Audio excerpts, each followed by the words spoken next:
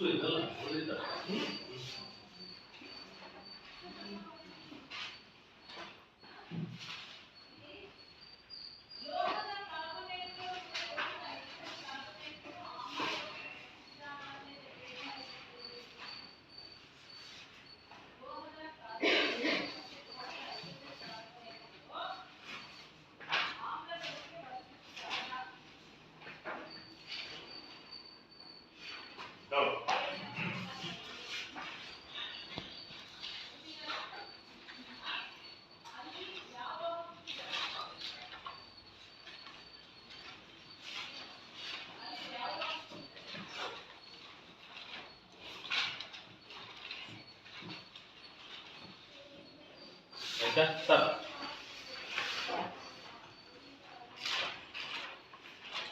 ದುಡ್ಡು ಬರೆಯುವುದು ಹೋಮ್ವರ್ಕ್ ಕೊಡೋ ಉದ್ದೇಶನೇ ಅಕ್ಷರ ದುಡ್ಡು ಬರೆಯೋದಕ್ಕೆ ಅರ್ಥ ತಿಳಿದ್ದು ಕುತ್ಕೊಂಡು ನಿಧಾನ ದುಡ್ಡು ಬರ್ಕೊಂಬ ಯಾಕೆ ಇಷ್ಟು ಬರ್ತೀಯ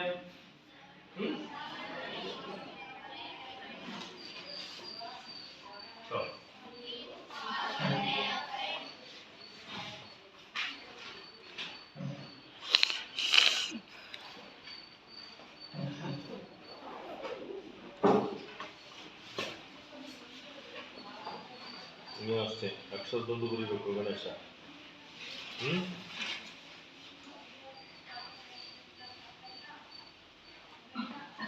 ಕೂತು ವಿದ್ಯಾರ್ಥಿಗಳೇ ಈಗ ಕಳೆದ ತರಗತಿಯಲ್ಲಿ ಚಕ್ರಗ್ರಹಣ ಪದ್ಯಭಾಗವನ್ನು ನಾನು ಸ್ವಲ್ಪ ಚಕ್ರಗ್ರಹಣ ಪದ್ಯದ ಹಿನ್ನೆಲೆ ಹಾಗೂ ಲೇಖಕರ ಕವಿಯ ಪರಿಚಯ ಒಂದೆರಡು ಪದ್ಯಗಳ ಭಾವಾರ್ಥವನ್ನು ತಿಳಿಸಿದೆ ಹೌದಾ ಈಗ ಈ ಚಕ್ರಗ್ರಹಣ ಪದ್ಯಭಾಗದಲ್ಲಿ ಬರೆದಿರ್ತಕ್ಕಂಥ ಕವಿ ಯಾರು ಚಕ್ರಗ್ರಹಣ ಪದ್ಯಭಾಗವನ್ನ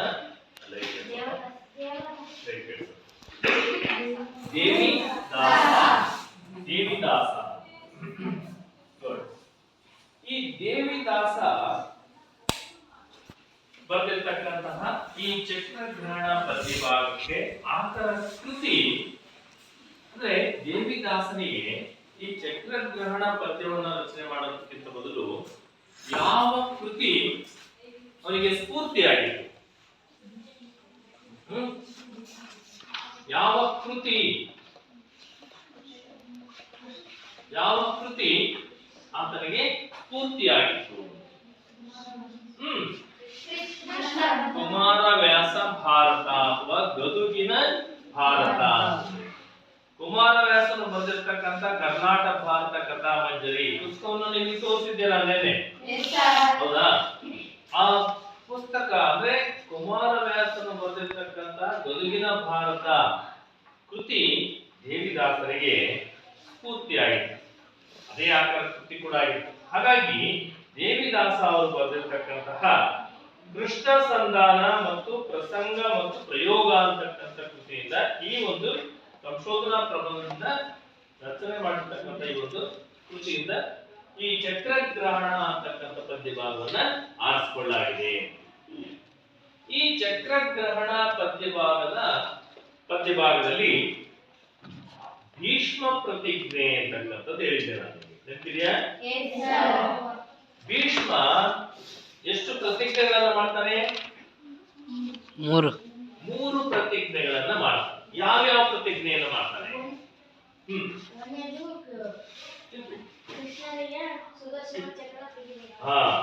ಅಂದ್ರೆ ಕುರುಕ್ಷೇತ್ರ ಯುದ್ಧದಲ್ಲಿ ಶ್ರೀಕೃಷ್ಣನು ಏನ್ ಮಾಡ್ತಾನೆ ಅಂತ ಮೊದಲು ಹೇಳಿರ್ತಾರೆ ನಾನು ಯುದ್ಧ ಮಾಡಲ್ಲ ಆಯುಧಗಳನ್ನು ಹಿಡಿಯೋದಿಲ್ಲ ಅಂತ ಹೇಳ್ತಾರೆ ಆದ್ರೆ ಭೀಷ್ಮ ಪ್ರತಿಜ್ಞೆಯನ್ನು ಮಾಡಿದಾಗ ಕೃಷ್ಣ ಸುದರ್ಶನ ಚಕ್ರವನ್ನ ನಾಳೆ ಹಿಡಿಯೋ ಹಾಗೆ ನಾನು ಮಾಡ್ತೇನೆ ಅಂತ ಹೇಳಿ ಪ್ರತಿಜ್ಞೆಯನ್ನು ಮಾಡ್ತಾರೆ ಮೊದಲನೇ ಎರಡನೇ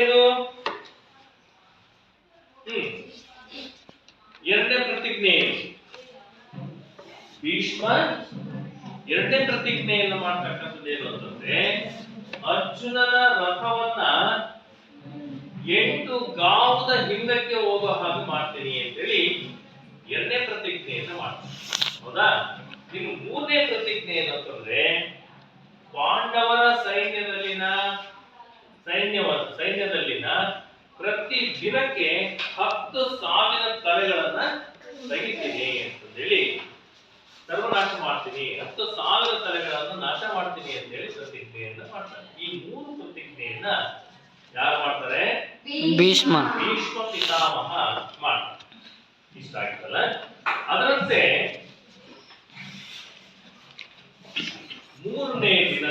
ಕುರುಕ್ಷೇತ್ರದ 3ನೇ ದಿನದ ಯುದ್ಧ ಪ್ರಾರಂಭ ಆಗಿದೆ. ಆ 3ನೇ ದಿನದ ಯುದ್ಧದಲ್ಲಿ ಭೀಷ್ಮ ಮತ್ತು ಅರ್ಜುನರು ಪರಸ್ಪರ ಎದುರಾಗಿದ್ದಾರೆ. ಆ ಎದುರಾದಂತಹ ಸಂದರ್ಭದಲ್ಲಿ ಅವರಿಬ್ಬರಿಗೂ ಘನಘೋರ ಯುದ್ಧ ನಡೆಯಿತು. ಆ ಘನಘೋರ ಯುದ್ಧ ನಡೆದಂತಹ ಸಂದರ್ಭದಲ್ಲಿ ಭೀಷ್ಮ ಮತ್ತು ಅರ್ಜುನ, ಮೊದಲಿಗೆ ಅರ್ಜುನ ಏನ್ ಮಾಡ್ತಾನೆ, ಭೀಷ್ಮನಿಗೆ 2 ಜೋಡಿ ಬಾಣಗಳನ್ನ ಹಿಡಿದು ಅವನ ಬಿಲ್ಲಿನಿಂದ ಬಾಣಗಳನ್ನ ಬಿಡ್ತಾನೆ. ಯಾತಕ್ಕಾಗಿ ಬಿಡ್ತಾನೆ 2 ಜೋಡಿ ಬಾಣಗಳನ್ನ? ಪ್ರತಿಜ್ಞೆ ಮಾಡೋದಕ್ಕೆ, ಆಶೀರ್ವಾದ. ತಾತ ಭೀಷ್ಮ ಅವರ ಆಶೀರ್ವಾದವನ್ನು ಪಡೆಯುವ ಸಲುವಾಗಿ 2 ಜೋಡಿ ಬಾಣಗಳನ್ನ ಬಿಡ್ತಾನೆ. ಆ 2 ಜೋಡಿ ಬಾಣಗಳು ಬಂದು ಎಲ್ಲಿ ಬಿಡ್ತವೆ? ಭೀಷ್ಮನ ಪಾದದ ಬಳಿ ಬಂದು ಬೀಳ್ತವೆ. ಆಗ ತಾತ ಭೀಷ್ಮನ ಆಶೀರ್ವಾದವನ್ನ ಅರ್ಜುನ ಬಾಣಗಳ ಮೂಲಕ ಪಡ್ಕೊಳ್ತಾನೆ. ಆಗ ಭೀಷ್ಮನಿಗೂ ಕೂಡ ಸಂತೋಷ ಆಗುತ್ತೆ. ಅರ್ಜುನನಲ್ಲಿರ್ತಕ್ಕಂಥ ಒಂದು ಭಕ್ತಿಯನ್ನ ಭೀಷ್ಮ ಪಿತಾಮಹರು ಅರ್ಥ ಮಾಡ್ಕೊಳ್ತಾರೆ. ಇಷ್ಟ ಆಗ್ತಲ್ಲ? ಮುಂದೆ ನೋಡ್ಕೊಳ್ಳಿ. ಅದಾದ್ಮೇಲೆ ಮತ್ತೆ ಯುದ್ಧ ನಡೆದಂತ ಸಂದರ್ಭದಲ್ಲಿ ಭೀಷ್ಮ ಅವರು ಬಿಟ್ಟಂತಹ ಎಲ್ಲ ಬಾಣಗಳನ್ನು ಅರ್ಜುನ ತುಂಡರಿಸ್ತಾ ಇದ್ದಾರೆ. ಅರ್ಜುನ ಬಿಟ್ಟಂತಹ ಬಾಣಗಳನ್ನ ಭೀಷ್ಮ ಅವರು ತುಂಡರಿಸ್ತಾ ಇದ್ದಾರೆ, ನಾಶ ಮಾಡ್ತಾ ಇದ್ದಾರೆ. ಹೀಗೆ ಯುದ್ಧ ಘನಘೋರ ಯುದ್ಧ ನಡೆದು ಕೂಡ ಯಾರಿಗೂ ಸೋಲಾಗುವುದಿಲ್ಲ, ಯಾರಿಗೂ ಗೆಲುವಾಗುವುದಿಲ್ಲ. ಹೀಗಿರ್ತಕ್ಕಂಥ ಸಂದರ್ಭದಲ್ಲಿ ಈ ಭೀಷ್ಮ ಪಿತಾಮಹರು ಒಂದು ಯೋಚನೆಯನ್ನ ಮಾಡ್ತಾರೆ. ನಾನು ಎಷ್ಟೇ ಹೊತ್ತು ಇದೇ ರೀತಿ ನಾನು ಯುದ್ಧ ಮಾಡಿದ್ರೆ ನಾನು ಈ ಯುದ್ಧವನ್ನ ಗೆಲ್ಲಲು ಸಾಧ್ಯ ಇಲ್ಲ. ಆದ್ರೆ ಇದಕ್ಕೆಲ್ಲ ಮೂಲ ಸೂತ್ರಧಾರಿಯಾಗಿರ್ತಕ್ಕಂತಹ ಕೃಷ್ಣನನ್ನ ನಾನು ಯುದ್ಧದಿಂದ ವಿಮುಖನನ್ನಾಗಿ ಮಾಡಿದ್ರೆ ಮಾತ್ರ ಏನಾದ್ರು ಗೆಲ್ಲೋದಕ್ಕೆ ಸಾಧ್ಯ ಆಗುತ್ತೆ, ಅರ್ಜುನನ್ನ ಕಟ್ಟಾಕ್ಬೋದು ಅಂತ ಯೋಚನೆ ಮಾಡ್ತಾರೆ. ಯಾಕೆ ಅಂತಂದ್ರೆ ಭೀಷ್ಮ ಬಿಡ್ತಕ್ಕಂತಹ ಬಾಣಗಳು ಅರ್ಜುನನಿಗೆ ನಾಟದ ಹಾಗೆ ರಥವನ್ನ ಕೃಷ್ಣ ನಡೆಸ್ತಾ ಇರ್ತಾರೆ. ಆ ಕಾರಣಕ್ಕಾಗಿ ಯಾವುದೇ ಕಾರಣಕ್ಕೂ ಅರ್ಜುನನನ್ನ ಗೆಲ್ಲೋದು ಕಷ್ಟ ಆಗುತ್ತೆ ಅಂತಂದೇಳಿ ಈ ಭೀಷ್ಮ ಪಿತಾಮಹರು ಅವನಿಗೆ ಈ ಕೃಷ್ಣನ ತಂತ್ರದಿಂದಾಗಿ ನನಗೆ ಸೋಲಾಗ್ತಾ ಇದೆ ಅಂತ ಹೇಳಿ ಪಿತಾಮಹ ಅರ್ಜುನನನ್ನು ಗೆಲ್ಲೋದಕ್ಕೆ ಸಾಧ್ಯ ಆಗೋದಿಲ್ಲ. ಹಾಗಾಗಿ ಏನಾದ್ರೂ ಮಾಡಿ ಕೃಷ್ಣನನ್ನ ಕಟ್ ಹಾಕಬೇಕು ಅಂತೇಳಿ ಪರಶುರಾಮರು ಕೊಟ್ಟಿರ್ತಕ್ಕಂಥ, ಪರಶುರಾಮ ಗುರುಗಳು ಕೊಟ್ಟಿರ್ತಕ್ಕಂತಹ ದಿವ್ಯವಾದ ಅಸ್ತ್ರಗಳು ಭೀಷ್ಮನ ಬಳಿ ಇರ್ತವೆ. ಆ ದಿವ್ಯವಾದ ಅಸ್ತ್ರಗಳನ್ನ ಕೃಷ್ಣನ ಮೇಲೆ ಪ್ರಯೋಗಿಸಿ ಭೀಷ್ಮ ಏನ್ ಮಾಡ್ತಾರೆ, ನೇರವಾಗಿ ಅವನ ಹಣೆಗೆ ಗುರಿಯಿಟ್ಟು ಬಾಣಗಳನ್ನ ಹೊಡಿತಾರೆ. ನೇರವಾಗಿ ಗುರಿಯಿಟ್ಟು ಹಣೆಗೆ ಹೊಡೆದಂತ ಸಂದರ್ಭದಲ್ಲಿ ಆ ಬಾಣ ನೇರವಾಗಿ ಕೃಷ್ಣನ ಹಣೆಗೆ ತಗುಲುತ್ತೆ. ಆಗ ಅಲ್ಲಿ ಹಾಸಿಯಾಗುತ್ತೆ, ರಕ್ತ ಧಾರಾಧಾರವಾಗಿ ಕೃಷ್ಣನ ಹಣೆಯಿಂದ ರಕ್ತ ಬರ್ತಾ ಇರುತ್ತೆ.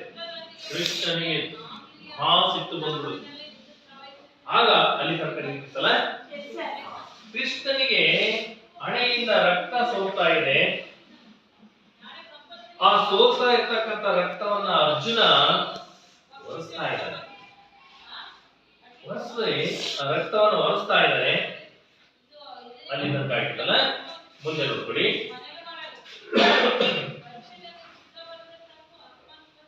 ತದನಂತರ ಅರ್ಜುನ ಸಿಟ್ಟು ಬಂದು ಆ ಭೀಷ್ಮನ ರಥದ ಕುದುರೆಗಳಿಗೆಲ್ಲ ಹೊಡಿತಾನೆ. ಆನಂತರ ಆ ರಥದಲ್ಲಿರ್ತಕ್ಕಂತಹ ಸಾರಥಿ ಮೂರ್ಛೆ ಹೋಗ್ಬಿಡ್ತಾನೆ. ಅವನ್ನೆಲ್ಲ ನೋಡಿದಂತಹ ಭೀಷ್ಮ ಸಿಟ್ಟು ಬಂದು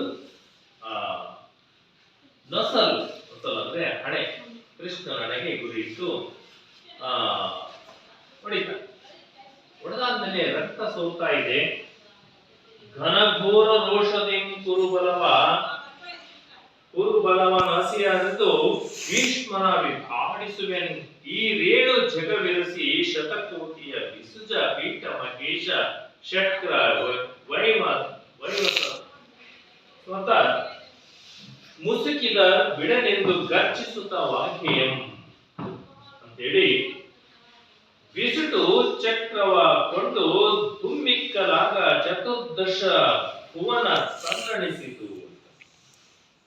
ಆಗ ಕೃಷ್ಣನಿಗೆ ರೋಷ ಉಕ್ಕಿ ಅವನೇನ್ ಮಾಡ್ತಾನೆ, ಕೈಯಲ್ಲಿ ಆ ಅಶ್ವದ ಲಗಾಮನ್ನ ಇಟ್ಕೊಂಡಿರ್ತಾನಲ್ಲ, ಆ ಲಗಾಮನ್ನ ಏನ್ ಮಾಡ್ತಾನೆ, ಸಿಟ್ಟು ಬಂದ್ಬಿಟ್ಟು ಅವನ್ನೆಲ್ಲ ಸಾಕಿ ಆ ಭೀಷ್ಮ ಬಿಟ್ಟಂತ ಬಾಣಕ್ಕೆ ಘಾಸಿಯಾಗಿ ಅವನ ತಲೆಯಿಂದ ರಕ್ತ ಸುರಿತದ್ರಿಂದ ಭಯಂಕರವಾಗಿರ್ತಕ್ಕಂಥ ಸಿಟ್ಟು ಕೃಷ್ಣನಿಗೆ ಬಂದ್ಬಿಟ್ಟು ಉಗ್ರ ನೇತ್ರಗಳನ್ನ ಬಿಡ್ತಾನೆ. ಅವನ ಕಣ್ಣಿಂದ ಬೆಂಕಿ ಉಗುಳುತ್ತೆ. ಕುದುರೆಯ ಲಗಾಮನ್ನ ಬಿಸಾಕಿ ರಥದ ಚಕ್ರವನ್ನ ಕಿತ್ಕೊಂಡು ಆ ಭೀಷ್ಮನ ಮೇಲೆ ಪ್ರಯೋಗ ಮಾಡೋದಕ್ಕೆ ಹೊರಡ್ತಾನೆ. ಇದನ್ನು ನೋಡಿದಂತಹ ಆ ಜನ ಸೈನಿಕರು ಆಶ್ಚರ್ಯಚಕಿತರಾಗಿ ಅವರಿಗೆ ಭಯಭೀತರಾಗ್ತಾರೆ. ಪಾಂಡವರು ಮತ್ತೆ ಕೌರವರ ಆ ಎರಡೂ ಸೈನ್ಯಗಳು ಕೂಡ ಆ ದೃಶ್ಯವನ್ನು ನೋಡಿ, ಕೃಷ್ಣನ ಆ ಸಿಟ್ಟನ್ನು ನೋಡಿ ಭಯಭೀತರಾಗ್ತಾರೆ.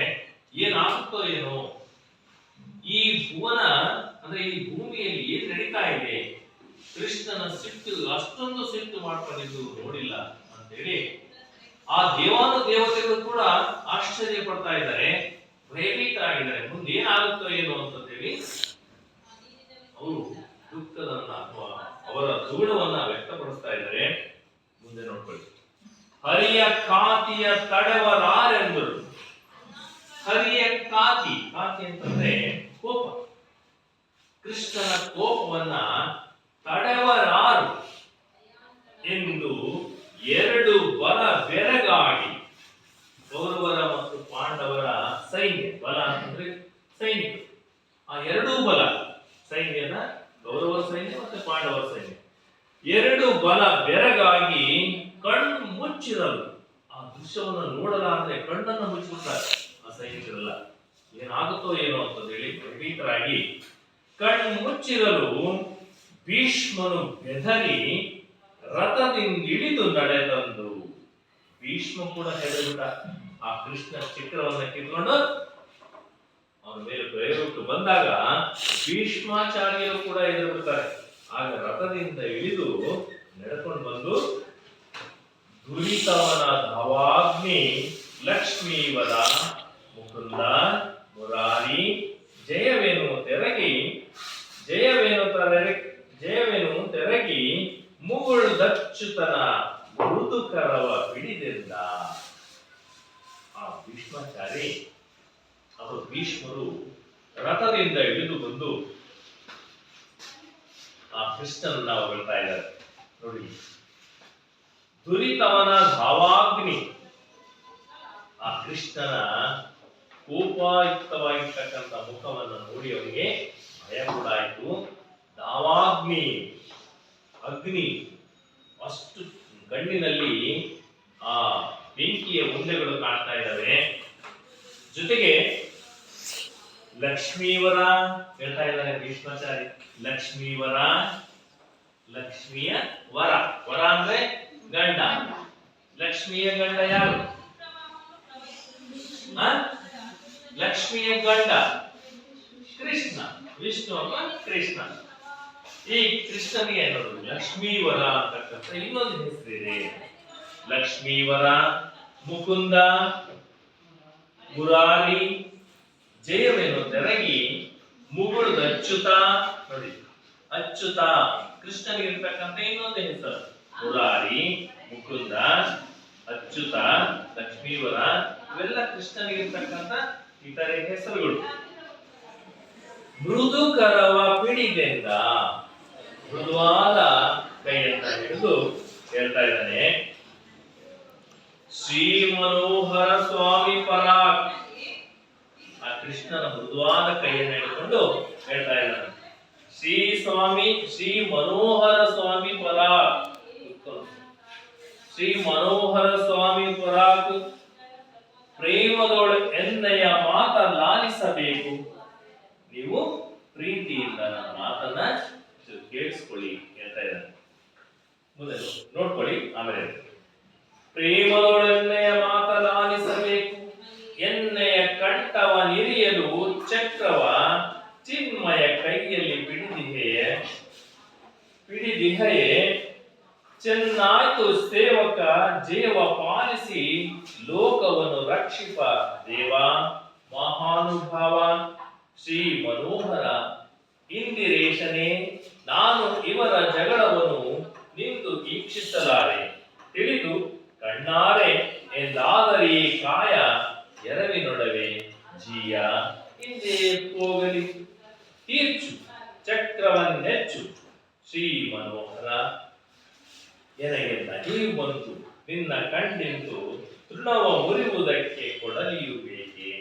ಘನವಾಯಿತು ಚಕ್ರವ ಕಳುಹಿಸೆನ್ನೆಯ ರೋಮವನ್ನು ಕಡಿದರೆ ನಾನು ಶರಣನೇ ನಿನಗೆ ಶ್ರೀ ಮನೋಹರ.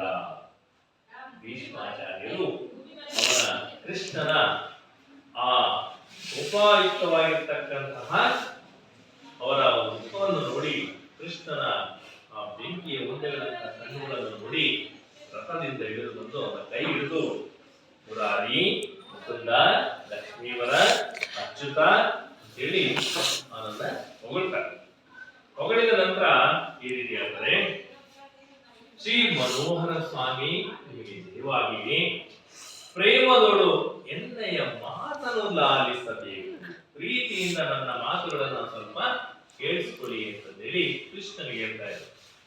ಎನ್ನೆಯ ಕಂಠವನ್ ಇರಿಯಲು, ನನ್ನ ಕಂಠವನ್ನ, ನನ್ನ ಕುತ್ತಿಗೆಯನ್ನ ಕತ್ತರಿಸಾಕೋದಕ್ಕೆ ಅಥವಾ ನನ್ನನ್ನು ಸಂಹಾರ ಮಾಡೋದಕ್ಕೆ ಇರಿಯಲು,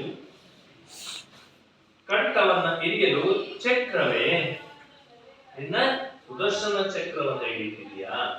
ನನ್ನನ್ನ ಕೊಲ್ಲೋದಕ್ಕೆ, ನನ್ನನ್ನು ಸಾಯಿಸೋದಕ್ಕೆ ನಿನಗೆ ಸುದರ್ಶನ ಚಕ್ರದ ಅವಶ್ಯಕತೆ ಇದೆಯಾ ಹೇಳ್ತಾ ಇದ್ದಾರೆ. ಚಿನ್ಮಯ ಕೈಯಲ್ಲಿ ಪಿಡಿದಿದೆ ಚೆನ್ನಾಗಿ, ನನ್ನನ್ನು ಕೊಲ್ಲೋದಕ್ಕೆ ಸುದರ್ಶನ ಚಕ್ರ ನಿನ್ ಕೈಯಲ್ಲಿ ಹಿಡಿತಿದ್ಯಾ?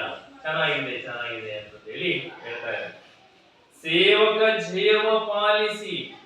ಸೇವಕ ಅಂದ್ರೆ ಇಲ್ಲಿ ಅರ್ಜುನನಿಗೋಸ್ಕರ ಜಯವನ್ನ ಸಾಧಿಸೋಕೋಸ್ಕರ, ಅರ್ಜುನನಿಗೆ ಜಯ ಸಿಗ್ಲಿ ಅಂತ ಹೇಳ್ಬಿಟ್ಟು ನೀನೇ ರಥವನ್ನು ನಡೆಸ್ತಾ ಇದೀಯಾ. ಸೇವಕ ಜಯವ ಪಾಲಿಸಿ ಲೋಕವನ್ನು ರಕ್ಷಿಪ. ಆ ಸೇವಕನ ನೆಪದಲ್ಲಿ ನೀನು ಲೋಕವನ್ನ, ಜಗತ್ತನ್ನ ರಕ್ಷಿಸ್ತಾ ಇದೀಯಾ ದೇವ ಮಹಾನುಭಾವ. ಶ್ರೀ ಮನೋಹರ ಇಂದಿರೇಶ, ನಾನು ಇವರ ಜಗಳವನ್ನು ಇಂದು ವೀಕ್ಷಿಸಲಾರೆ ಅಂತ ವೀಕ್ಷಣೆ ಮಾಡೋದಕ್ಕಾಗಲ್ಲ. ಇವರಿಬ್ಬರದು ಜಗಳ ಇದ್ದಿದ್ದೆ, ಕೌರವರದು ಪಾಂಡವರು, ನೋಡೋದಕ್ಕೆ ಆಗ್ತಾ ಇಲ್ಲ ನನಗೆ. ಗೊತ್ತು ಭೀಷ್ಮನಿಗೆ ಕೌರವರು ಮಾಡ್ತಾ ಇರ್ತಕ್ಕಂಥ ಕೆಲವೊಂದು ತಪ್ಪುಗಳು ಭೀಷ್ಮಾಚಾರ್ಯರಿಗೂ ಅರ್ಥ ಆಗ್ತಾ ಇದೆ, ಆದ್ರೆ ಅದನ್ನ ವ್ಯಕ್ತಪಡಿಸೋದಕ್ಕೆ ಅವರಿಗೆ ಕಷ್ಟ ಆಗ್ತಾ ಇದೆ. ಯಾಕೆಂದ್ರೆ ಅವರ ಪಕ್ಷದಲ್ಲಿ ಇರೋದ್ರಿಂದ ಭೀಷ್ಮಾಚಾರ್ಯರನ್ನ ಹೇಳೋದಕ್ಕೆ ಕಷ್ಟ ಆಗ್ತಿದೆ ಅಂತ ಹೇಳಿ ಅದನ್ನೇ ಹೇಳ್ತಾರೆ. ಇಂದು ನಾನು ಈ ಜಗಳವನ್ನ ವೀಕ್ಷಿಸಲಾರೆ, ವೀಕ್ಷಣೆ ಮಾಡೋಕ್ಕಾಗ್ತಾ ಇಲ್ಲ. ತಿಳಿದು ಕಣ್ಣಾರೆ ಎಂದಾದರೆ ಈ ಕಾಯ ಎರವಿನೊಡನೆ. ನಿಮ್ಗೆಲ್ಲ ಗೊತ್ತಿದೆ, ಈ ದೇಹ ಅಂತಕ್ಕಂಥದ್ದು ಎರವನ ಕಾಯ ಇದೆ. ಎರವು ಅಂತಂದ್ರೆ ಬಾಡಿಗೆ ಇದ್ದಂಗೆ. ನಾನು ಕೌರವರ ಅನುಯಾಯಿಯಾಗಿ ಯುದ್ಧಕ್ಕೆ ಬಂದಿದ್ದೇನೆ. ಹಾಗಾಗಿ ನನ್ನ ಈ ದೇಹ ಕೌರವರ ಸೇವೆಗೆ ಮೀಸಲಾಗುತ್ತಿದೆ. ಜೀಯ, ದಯಮಾಡಿ ನನ್ನನ್ನ ಕ್ಷಮಿಸಬೇಕು.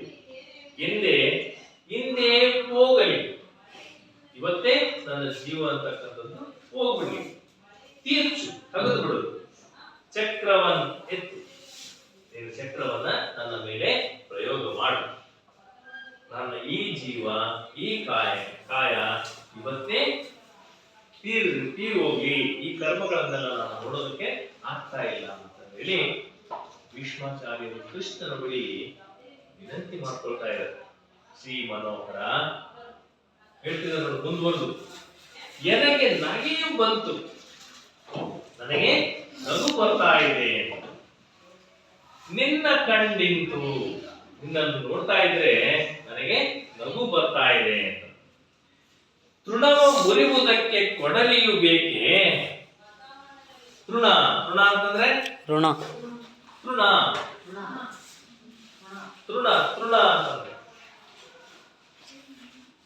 ತೃಣ ಅಂತಂದ್ರೆ ಒಂದು ಹುಲ್ಲು ಕಡ್ಡಿ ಅಂತ. ಹುಲ್ಲು ಕಡ್ಡಿಯನ್ನ ಕತ್ತರಿಸೋದಕ್ಕೆ ಮುರಿಯೋದಕ್ಕೆ ಒಡ್ಡಿ ಬೇಕಾ?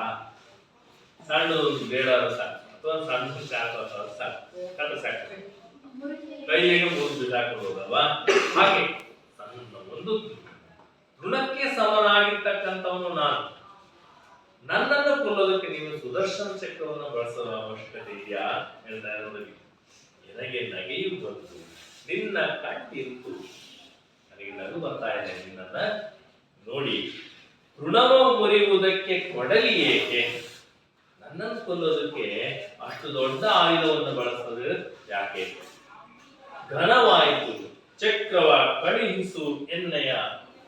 ಆಯ್ತು, ಚಕ್ರವನ್ನ ನನ್ನ ಮೇಲೆ ಪ್ರಯೋಗ ಮಾಡು. ಕಳುಹಿಸು ಎನ್ನಯ ರೋಮವನ್ನು ಕಡಿದರೆ ನಾನು ಶರಣನೇ ನಿನಗೆ.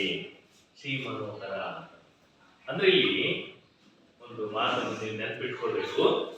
ಭೀಷ್ಮಾಚಾರ್ಯರಿಗೆ ಅವರು ಇಚ್ಛಾನುಸ್ಮರಣೆ, ಅವ್ರ ಇಚ್ಛೆ ಪಟ್ಟರಷ್ಟೇ ಸಾವು ಬರುತ್ತೆ, ಸಾವಿಲ್ಲ ಅವರಿಗೆ, ಚಿರಂಜೀವಿ ಅವರು.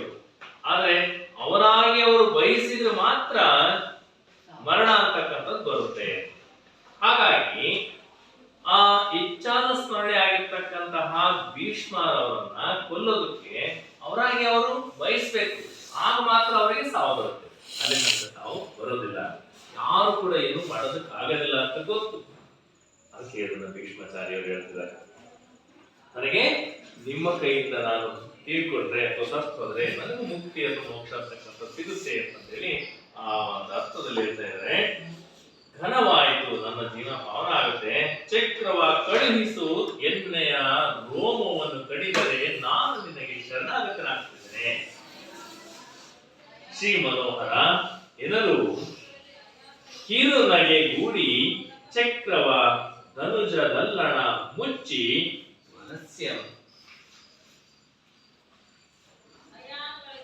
ಮತ್ಸ್ಯಂ ಧನವನೇರಿ ಕಿರೀಟಿಗೆ ಅಭಯವನೀಯರು ಅಚ್ಯುತನ ಹಣೆಯ ರಕುತ ನೊರೆಸುವಲ್ಲಿ ಈ ಪರಿಯ ರಣದಿ ಸಂದುದು. ದಿವಸ 9ನೆಯ ನಿಶೆಯಲ್ಲಿ ಭೀಷ್ಮನುವಿಗೆ ಯಮಜ ಚಿಂತಿಸಿದ. ನೋಡಿ, ಇದು ಕೊನೆ ಪದ್ಯ ಷಟ್ಪದಿಯಲ್ಲಿದೆ. ಮಾಮಿನಿ ಷಟ್ಪದಿಯಲ್ಲಿ ಇರ್ತಕ್ಕಂಥ ಒಂದು ಕೊನೆ ಪದ್ಯ. ಇದನ್ನು ಬೇಕಿದ್ರೆ ರಾಗವಾಗಿ ಕೂಡ ಗಮಕಗಳಿಗೆ ಹೇಳಬಹುದು. ಏನನ್ನು ಕಿರುನಗೆ ಗೂಡಿ ಚಕ್ರವಧರಜಲ್ಲಣ ಮುಚ್ಚಿ ಮನಸ್ಯದವನೇರಿ ಕಿರೀಟಿಗ ಭಯವನೀಯಲಚ್ಯುತನ ಹಣೆಯ ರಕ್ತವನರಸಲಿ ಪರ್ಣೇದಿ ಸಂದುದು. ದಿವಸ 9ನೆಯ ನಿಶೆಯಲ್ಲಿ ಭೀಷ್ಮನು ಯಮಜ ಚಿಂತಿಸಿದ. ಅಭ್ಯಾಸ ಮಾಡ್ಕೊಳ್ಳಿ, ಆಗುವಾಗ ಕಾಣ್ಬೋದು. ನೋಡೋಣ ಈ ಪದ್ಯದಲ್ಲಿ. ಎನಲು ಕಿರು ನಗೆಗೂಡಿ ಸಣ್ಣದಾಗಿರ್ತಕ್ಕಂಥ ನಗುವನ್ನ ನಗ್ತಾ ಚಕ್ರವ ಧನುಜದಲ್ಲಣ ಮುಚ್ಚಿ ಕೃಷ್ಣ ಆ ಭೀಷ್ಮರ ಮಾತುಗಳನ್ನ ಕೇಳಿ ಬಿಡ್ತಕ್ಕಂಥ ಚಕ್ರವನ್ನ ಇಟ್ಕೊಂಡಿದ್ದಲ್ಲ ಕೈಯಲ್ಲಿ, ಅದನ್ನ ಸುದರ್ಶನ ಚಕ್ರವನ್ನ ಹಾಗೆ ಮುಚ್ಚಿಡ್ತಾನೆ, ಬಿಡ್ಲಿಲ್ಲ, ಪ್ರಯೋಗ ಮಾಡಲಿಲ್ಲ. ಆ ಸುದರ್ಶನ ಚಕ್ರವನ್ನ ಪ್ರಯೋಗ ಮಾಡದೆ ಅದನ್ನ ಮುಚ್ಚಿಟ್ಟು ರಥವನೇರಿ ತಕ್ಷಣ ಅವನು ಅರ್ಜುನನ ಆ ಯುದ್ಧಕ್ಕೆ ಬಂದಿರ್ತಕ್ಕಂಥ ರಥವನ್ನ ಏರಿ ಕಿರೀಟಿಗೆ ಅಭಯವನಿತ್ತು. ಕಿರೀಟಿ ಅಂದ್ರೆ ಯಾರು? ರಥದಲ್ಲಿ ಜೊತೆಯಲ್ಲಿ ಯಾರಿದ್ದಾರೆ ಯುದ್ಧ ಮಾಡೋದಕ್ಕೆ? ಅರ್ಜುನ ಇದ್ದಾರೆ. ಕಿರೀಟಿ ಅಂದ್ರೆ ಅರ್ಜುನ. ಅರ್ಜುನನಿಗೆ ಇನ್ನೊಂದು ಹೆಸರಿದೆ, ಕಿರೀಟಿ ಅಂತ ಹೇಳಿ. ರೈಟ್. ಕಿರೀಟಿಗೆ ಅಭಯವನ್ ಈಯಲು ಅಚ್ಯುತನ ಹಣೆಯ ರಕುತವನ್ನು ಒರೆಸಲಿ ಬರಿಯ ರಣದಿ ಸಂದುದು ದಿವಸ 9ನೇ ದಿಶೆಯಲ್ಲಿ. ಅಂದ್ರೆ 3ನೇ ದಿನದಲ್ಲಿ ಯುದ್ಧ ಪ್ರಾರಂಭ ಆಗಿ ಈಗ 9ನೇ ದಿನಕ್ಕೆ ಬಂದಿದೆ. 9ನೇ ದಿನದ ಕೊನೆಯಲ್ಲಿ ಏನಾಗಿದೆ? ಆ ಭೀಷ್ಮ ಕೃಷ್ಣನಿಗೆ ಹಣೆಗೆ ಹೊಡೆದಂತ ಸಂದರ್ಭದಲ್ಲಿ ಅದೆಲ್ಲದೂ ಮುಗಿಯುವಷ್ಟೊತ್ತಿಗೆ ಆ ಹಣೆಯಿಂದ ರಕ್ತವನ್ನ ಒರೆಸಿದಂತ ಅರ್ಜುನ, ಅವನಿಗೆ ಕೃಷ್ಣ ಅಭಯವನ್ನು ಕೊಡ್ತಾನೆ. ನೀನು ಇವತ್ತು ನಿನಗೆ ಜಯವಂತಕ್ಕಂಥದ್ದು ಸಿಗುತ್ತೆ, ಹೆದರಬೇಡ, ನಾನಿದ್ದೇನೆ ಅಂತ ಹೇಳಿ ಕೃಷ್ಣ ಅರ್ಜುನನಿಗೆ ಅಭಯ ಹಸ್ತವನ್ನು ಕೊಡ್ತಾನೆ. ಅದೇ ರೀತಿ ರಕ್ತವನ್ನೆಲ್ಲ ಒರೆಸಿ ಆ ಸಮಯಕ್ಕಾಗಲೇ 9ನೇ ದಿನದ ಸಂಜೆ ಆಗ್ತಾ ಇತ್ತು. 9ನೇಯ ನಿಶೆಯಲ್ಲಿ, ನಿಶೆ ಅಂತಂದ್ರೆ ಸಂಜೆ ಆಗ್ತಾ ಇದೆ, ಕತ್ತಲಾಗ್ತಾ ಇದೆ. ಆ 9ನೇ ದಿನದ ಕೊನೆಯಲ್ಲಿ ಕತ್ತಲಾಗ್ತಾ ಇದ್ದಿದ್ದರಿಂದ ಆ ದಿನದ ಯುದ್ಧ ಅಲ್ಲಿಗೆ ನಿಲ್ಲುತ್ತೆ. ಮುಂದೆ ಏನ್ ಮಾಡೋದು? ಇವತ್ತು ಯುದ್ಧ ನಿಂತುಬಿಡ್ತಲ್ಲ ಅಂತ ಹೇಳಿ ಯಮಜ ಚಿಂತಿಸಿದ. ಯಮಜ ಅಂತಂದ್ರಲ್ಲಿ ಯಮನ ಮಗನಾಗಿರ್ತಕ್ಕಂಥವ್ರು, ಯಮನ ಹೊರಬಲದಿಂದ ಹುಟ್ಟಿರ್ತಕ್ಕಂಥವ್ರು. ಯಾರು? ಯಮನ ಹೊರಬಲದಿಂದ ಹುಟ್ಟಿರ್ತಕ್ಕಂಥವ್ರು. ಯಮಜ ಅಂದ್ರೆ ಧರ್ಮರಾಯ. ಯಮನ ಹೊರಬಲದಿಂದ ಹುಟ್ಟಿರ್ತಕ್ಕಂಥವ್ರು ಧರ್ಮರಾಯ. ಧರ್ಮರಾಯನಿಗೆ ಮತ್ತೊಂದು ಹೆಸರು ಯಮಜ. ಧರ್ಮರಾಯ ಕಿರೀಟಿ ಅಂತ ಬಂತು ಅಲ್ವಾ? ಕಿರೀಟಿ ಅಂದ್ರೆ ಅರ್ಜುನ. ಅಚ್ಯುತ ನೋಡಿ, ಅಚ್ಯುತ ಅಂದ್ರೆ ಕೃಷ್ಣ. ಕೃಷ್ಣನಿಗೆ ಮತ್ತೊಂದು ಹೆಸರಿದೆ ಅಚ್ಯುತ. ಕೃಷ್ಣನಿಗೆ ಹಲವಾರು ಹೆಸರುಗಳಿದ್ದಾರೆ. ಅಚ್ಯುತ, ಮುರಾರಿ, ಮುಕುಂದ, ಹೌದಲ್ಲ, ಲಕ್ಷ್ಮೀವರ, ಇನ್ನು ಹಲವಾರು, ಚಕ್ರಾಧರ, ಆಮೇಲೆ ಪದ್ಮನಾಭ, ಪದ್ಮನಾಭ, ಆಮೇಲೆ ಹೀಗೆ ಹಲವಾರು ಹೆಸರುಗಳಿಂದ ಕೃಷ್ಣನನ್ನ ಕರೀತಾರೆ. ಅಂದ್ರೆ ಕೃಷ್ಣನಿಗೆ ಇನ್ನೂ ಹಲವಾರು ಹೆಸರುಗಳು ಇದಾವೆ. ಸದ್ಯ ಅರ್ಥ ಆಗಿದೆ? ಈಗ ಪದ್ಯ ಒಂದ್ಸರಿ ಹೇಳಪ್ಪ ನೋಡೋಣ. ಯಾರು ಹೇಳಪ್ಪ?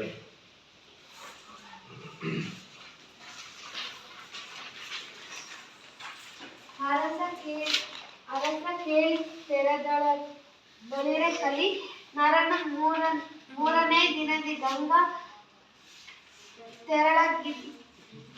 ತೆರಳಗಿದಿ ರಾಗುತ್ತ ಶರಯುಗ ಧರಿಸುತ್ತೆಂದ ಹರಿಯೇ ಕೇಳಿ ದಿನದಿ ನಮ್ಮಯ್ಯ ಹಿರಿಯರೋಳು ಸಂಗ್ರಾಮ ದೊರಕಿತು ಸರಳಿ ನಿಂತೊದಿಸುವೆ ವೀರ್ಯವ ಪರಕಿಸೆನುತ್ತ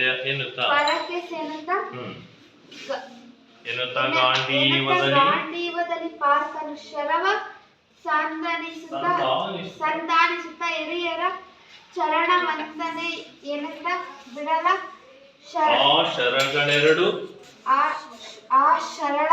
ಶರಗಳೆರಡು ಬಂದು ಭೀಷ್ಮನ ಚರಣದೆಡೆಯಲ್ಲಿ ವಂದನೆಯ ಗೈಯುತ್ತ ಬೀಳಲು ಕಂಡು ಗಂಗಾಜಾತನು ಹರ್ಷವನ್ನು ಗೊಂಡು ಶರವೆಸೆಯನನ್ನು ತಂಡದ ಶರದಲ್ಲಿ ಖಂಡಿಸುತ್ತ ಲದುಸಿದನು ನಗುತ್ತಲಿ. ಕೂತು ನೆಕ್ಸ್ಟ್ ಹೇಳು, ನೀನು ಹೇಳು. ತಂದೆ ಎಳಿದ ದಿವಸದಿಂದ ನಮ್ಮ ರಕ್ಷಿಸಿ ಇಂದು ಕುರುಂದ್ರೂಪಗೆ ಸಹಾಯದಿಂದ ಗರ್ಜಿಸಿ ಒಂದು ಪಸುಳರೊಡನೆ ಕಾವುದು ವಿವೇಕವೇ, ಪಸುಳರೊಡನೆ ಕಾವುದು ವಿವೇಕವೇ, ಕಂದರುಭಯ ಪಕ್ಷದಲ್ಲಿ ನಿಮಗೆ ಭೇದವೇ ಎನ್ನಲು ಪೇಳ್ದ ಬಾಲ ಭಾಷೆಯಾಡಬೇಡವೋ ನನಗೆ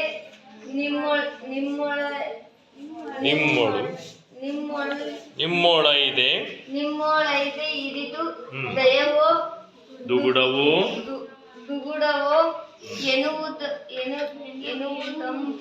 ಎನ್ನುವುದಬುಜ ನಾಭ ಬಲ್ಲನ್ ಏತಕಾನುಡಿ. ಅಬುಜ ಎನ್ನುವುದಬುಜ ನಾಭ ಬಲ್ಲನೇತಕಾನುಡಿ. ಅಬುಜ ನಾಭ ಬಲ್ಲನೇತಕ ತ್ರಿನಯ ನಿತ್ತ ಶರವ ತೆಗೆದು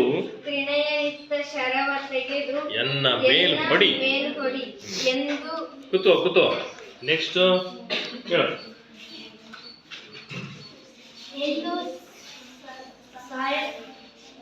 ಸಾಯಕಂಗಳೆಚ್ಚಡಬ್ರ ಸಾಯಕಂಗಳೆಚ್ಚಡಬ್ರ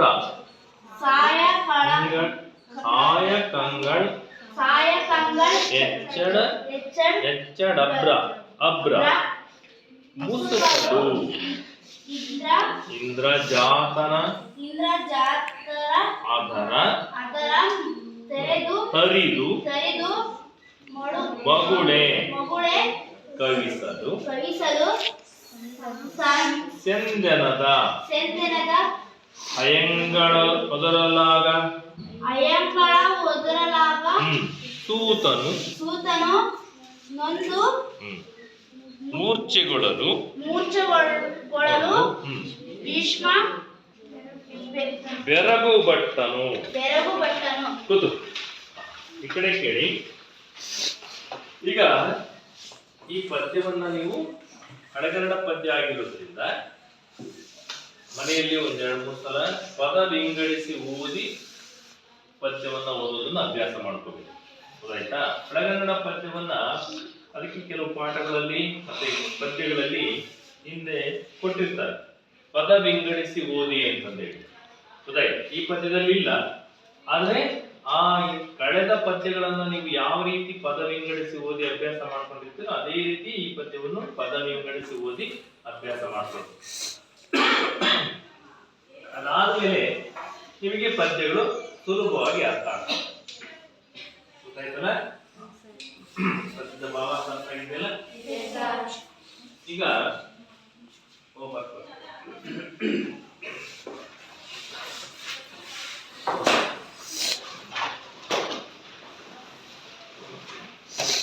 ಹೋಮ್ವರ್ಕ್ ಬರ್ಕೊಡೋಕ್ಕಿಂತ ಮೊದಲು ಈ ಪದ್ಯಕ್ಕೆ ಸಂಬಂಧಪಟ್ಟಂತೆ ಒಂದೆರಡು ಪ್ರಶ್ನೆಗಳು ಕೇಳ್ಬೋದಾ? ಉತ್ತರ ಹೇಳ್ತಿರಲ್ಲ? ಕೇಳಿ.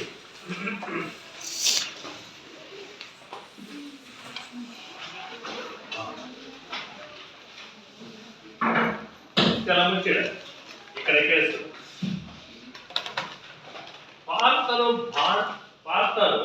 ಬಾಣದಿಂದ ಯಾರಿಗೆ ವಂದಿಸಿದ? ಪಾರ್ಥ ಅಂದ್ರೆ ಅರ್ಜುನ. ಅರ್ಜುನನಿಗೆ ಇನ್ನೊಂದು ಹೆಸರು ಪಾರ್ಥ. ಕೈಡಿಸು ಆಗಿರೋ ಪದ್ಯ ಅಲ್ಲ, ಕೇಳಿ. ಅರ್ಜುನನು ಬಾಣದಿಂದ ಯಾರಿಗೆ ವಂದಿಸಿದನು? ಲಾಸ್ಟ್ ಒನ್ ಮನು. ಅರ್ಜುನ ಬಾಣದಿಂದ ಯಾರಿಗೆ ವಂದಿಸಿದನು? ವಾಕ್ಯ ಪೂರ್ತಿ ಹೇಳು. ವಾಕ್ಯ ಪೂರ್ತಿ ನೋಡಿಲಿ. ಪಾರ್ಥನು ಪಾರ್ಥ ಅಂದ್ರೆ ಯಾರು? ಅರ್ಜುನ ಬಾಣದಿಂದ ವಂದಿಸಿದನು. ಅಲ್ಲಿ ಇದೆ ಉತ್ತರ. ಯಾರಿಗೆ ಪದ ತೆಗೆದುಬಿಟ್ಟು ನೀವು ಭೀಷ್ಮರು ಅಂತ ಹಾಕ್ಬಿಟ್ಟು ಸಾಕು. ಹೌದಾಯ್ತಾ? ವಾಕ್ಯ ರೂಪದಲ್ಲಿ ಬರೆಯೋದು ಸುಲಭ ಇದೆ. ಪಾರ್ಥನು ಬಾಣದಿಂದ ಭೀಷ್ಮರಿಗೆ ವಂದಿಸಿದನು. ಗೊತ್ತಾಯ್ತು? ವಾಕ್ಯ ರೂಪದಲ್ಲಿ ಹೇಳ್ಬೋದು. ಭೀಷ್ಮರು ಎದುರಾದಾಗ ಪಾರ್ಥನು ಏನೆಂದು ಕೇಳಿದನು? ಭೀಷ್ಮ ಎದುರಾದಾಗ ಅರ್ಜುನ ಅವನಿಗೆ ಕೇಳ್ತಾನೆ. ಅಂದ್ರೆ ನನ್ನ ತಂದೆ ಪಾಂಡುರಾಜ ಸತ್ತಿರ್ತಾನಲ್ವಾ, ಆಗ ಪಾಂಡುರಾಜ ಸತ್ತಾಗ ಅವರನ್ನ ಸಾಕಿ ಸಲಹಿದಂತವ್ರು ಯಾರು? ಭೀಷ್ಮರು ಸಾಕಿರ್ತಾರೆ ಅಲ್ವಾ? ಅದನ್ನ ಇಲ್ಲಿ ಹೇಳ್ತಾನೆ ಅರ್ಜುನ. ಇಲ್ಲಿನ ತಂದೆ ಹೇಳಿದ ದಿವಸದಿಂದ ನಮ್ಮ ರಕ್ಷಿಸಿ. ತಂದೆ ಅಳಿದುವುದಂತಹ ಸಂದರ್ಭದಲ್ಲಿ, ತಂದೆ ತೀರ್ಕೊಂಡಂತ ಸಂದರ್ಭದಲ್ಲಿ ನಮ್ಮನ್ನ ಅಂದ್ರೆ ಪಾಂಡವರೆಲ್ಲರನ್ನು ರಕ್ಷಿಸಿದಂತವರು ನೀವು. ರಕ್ಷಿಸಿ ಇಂದು ಕುರುಂದ್ರೂಪಗೆ ಕೌರವ ರಾಜನಿಗೆ ಸಹಾಯ ಮಾಡುವ ಸಲುವಾಗಿ ಗರ್ಜನೆಯನ್ನ ಮಾಡ್ತಾ ನೀವು ನಮ್ಮ ಮೇಲೆ ಯುದ್ಧವನ್ನು ಮಾಡ್ತಾ ಇದ್ದೀರಲ್ಲ ಅಂತ ಹೇಳಿ ಅರ್ಜುನ ಭೀಷ್ಮರಿಗೆ ಹೇಳ್ತಾನೆ. ಅರ್ಥಾಗ್ತಿದೆ ಹೇಳೋದು? ಪರಶುರಾಮರಿಂದ ಶರವನ್ನ ಪಡೆದವರು ಯಾರು?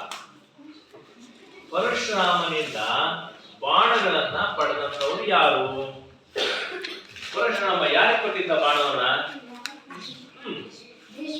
ಭೀಷ್ಮರಿಗೆ ಕೊಟ್ಟಿದ್ದ ಅಲ್ವಾ? ಅತ್ಯಂತ ಶಕ್ತಿಶಾಲಿ ಬಾಣಗಳನ್ನ ಭೀಷ್ಮರಿಗೆ ಪರಶುರಾಮ ಕೊಟ್ಟಿದ್ದ. ಅರ್ಥಾಗ್ತಲ್ಲ ಹೇಳೋದು? ಕೃಷ್ಣನ ಚಕ್ರವನ್ನು ಹಿಡಿದಾಗ ಏನಾಯಿತು? ಕೃಷ್ಣ ಚಕ್ರವನ್ನು ಹಿಡಿಕೊಂಡು ಭೀಷ್ಮನ ಮೇಲೆ ಪ್ರಯೋಗ ಮಾಡೋದಕ್ಕೆ ಹೊರಟಾಗ ಏನಾಯಿತು?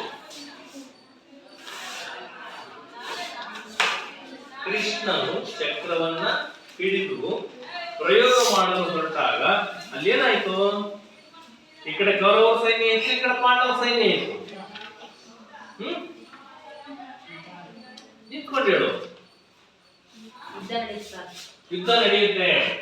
ಆದ್ರೆ ಕೃಷ್ಣನಿಗೆ ಹಣೆಗೆ ಬಾಣ ಪ್ರಯೋಗ ಆದ್ಮೇಲೆ ಸಿಟ್ಟು ಬಂದು ಅವನು ರಥದ ಚಕ್ರವನ್ನ ತಗೊಂಡು ಭೀಷ್ಮನ ಮೇಲೆ ಪ್ರಯೋಗಕ್ಕೆ ಹೋಗ್ತಾನೆ. ಹೋಗಿ ಏನಾಯ್ತು? ಭೀಷ್ಮರೇನಾಯ್ತಲ್ಲಿ?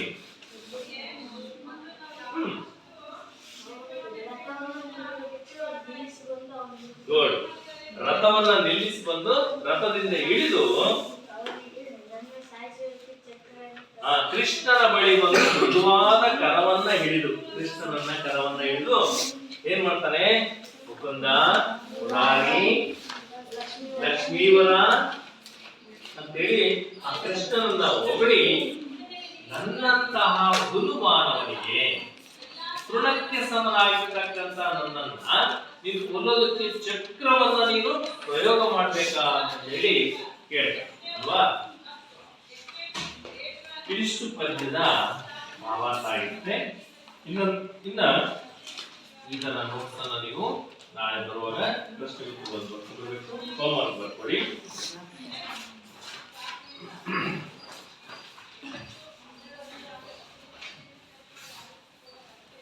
ಭೀಷ್ಮರು ಕ್ರೋಧಗೊಳ್ಳಲು ಕಾರಣವೇನು? ಭೀಷ್ಮರಿಗೆ ಸಿಟ್ಟು ಬರೋದಕ್ಕೆ ಕಾರಣವೇನು?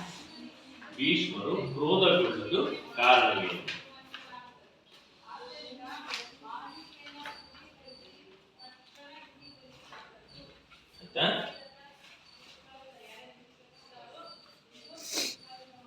ಎರಡನೇ ಪ್ರಶ್ನೆ,